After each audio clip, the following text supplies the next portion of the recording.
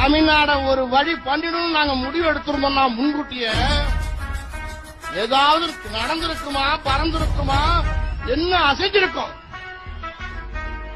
இந்திய வரலாறுல ஹெல்மெட் போட்டுட்டு பஸ் ஓட்டுறதா உண்டா?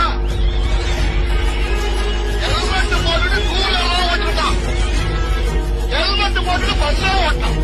அப்ப எவ்வளவு பலம்? ஏன்னா 87 தான் ஒரு மாதிரியா இருந்தா இப்ப எப்படி இருப்பானு சோதிச்சு பார்த்து 87 ரொம்ப ஷார்ப்பா இருக்கான், ரொம்ப வேகமா இருக்கான். பஸ்ஸுக்குள்ள உட்காந்து ஓட்டாலும் ஹெல்மெட் போடாம ஓட்ட முடியாது போல இருக்கு. நடக்காது. 87 தொலைபேசி வசதி கிடையாது. இன்னைக்கு கையில செல்போன் இருக்கு. உட்காந்த இடத்துல இருந்து எல்லா இடத்துலயும் ஆர்டர் பண்ணலாம்.